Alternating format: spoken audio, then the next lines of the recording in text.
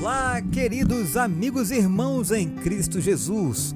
Você já conseguiu detectar quais são os sinais da divindade de Jesus? Estamos estudando a lição 2, que vai até o dia 11 de outubro.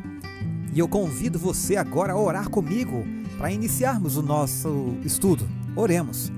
Grandioso Deus, chegamos à quinta-feira, muito gratos porque o Teu Espírito Santo tem trabalhado conosco todos os dias, labutado conosco e por nós. Muito obrigado.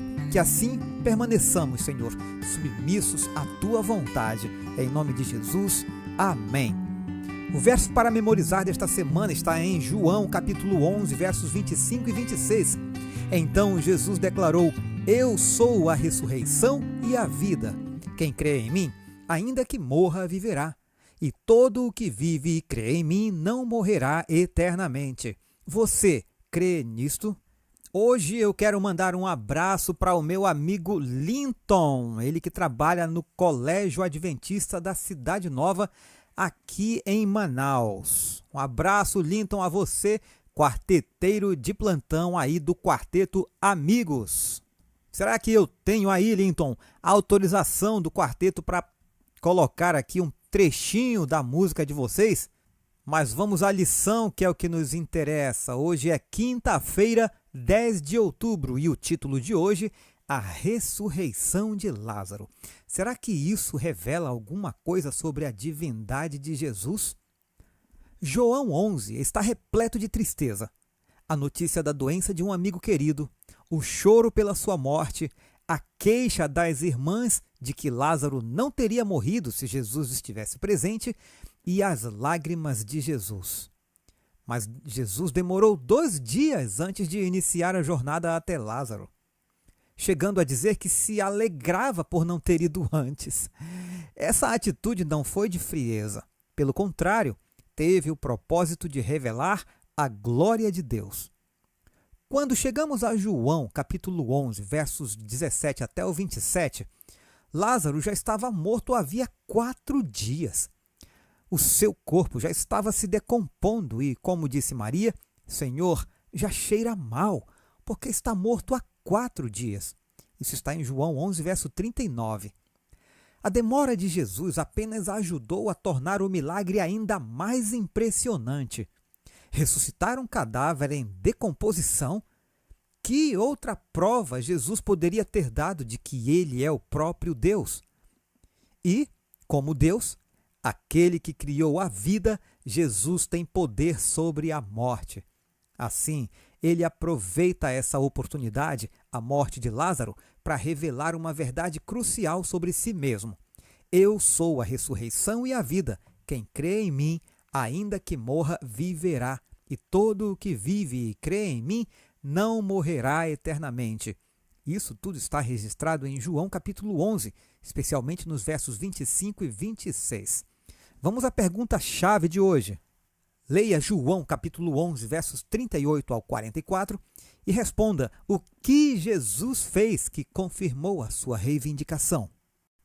A palavra de Deus diz: Jesus, agitando-se novamente em si mesmo, foi até o túmulo, que era uma gruta, em cuja entrada tinham colocado uma pedra.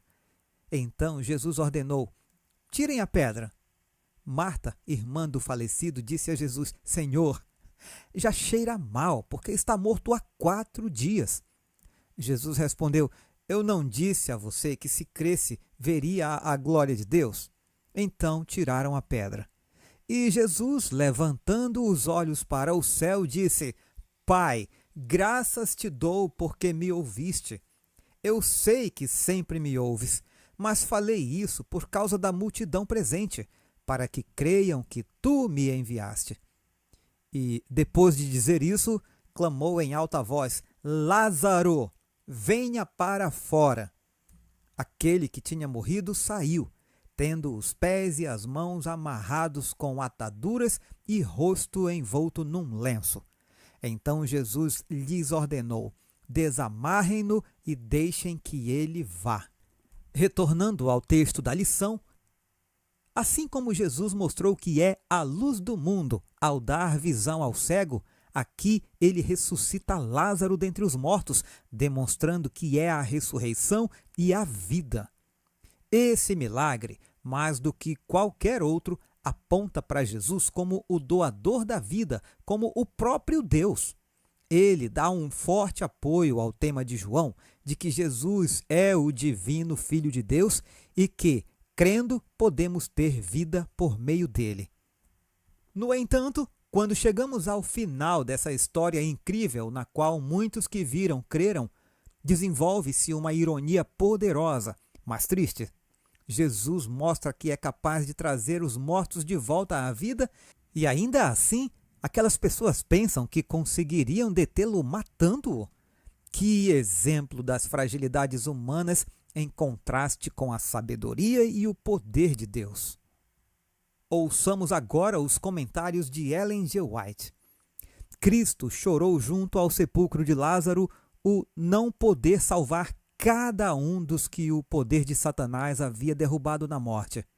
Ele se dera em resgate por muitos, isto é, todos quantos se aproveitassem do privilégio de volver a lealdade com Deus.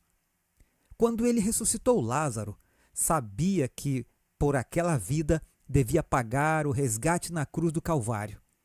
Toda libertação efetuada devia custar-lhe a mais profunda humilhação. Devia provar a morte por todo ser humano. Sabia que unicamente ele os podia salvar do abismo em que haviam caído. Só ele podia lhes pôr os pés no caminho da justiça. Sua perfeição apenas podia valer a sua imperfeição. Só ele lhes podia cobrir a nudez com sua imaculada veste de justiça. Ele é forte para livrar. O socorro tinha sido posto em um que é poderoso. Ele circunda o homem com o longo braço humano, ao passo que com o divino lança a mão da onipotência. Filhos e filhas de Deus, 19 de janeiro. Não foi simplesmente pela compaixão humana para com Maria e Marta que Jesus chorou. Havia em suas lágrimas uma dor tão acima do simples sofrimento humano como o céu está acima da terra. Cristo não chorou por Lázaro, pois estava para chamá-lo do sepulcro. Chorou porque muitos dos que pranteavam Lázaro em breve tramariam a morte daquele que era a ressurreição e a vida. Quão incapazes os incrédulos judeus eram em interpretar devidamente suas lágrimas.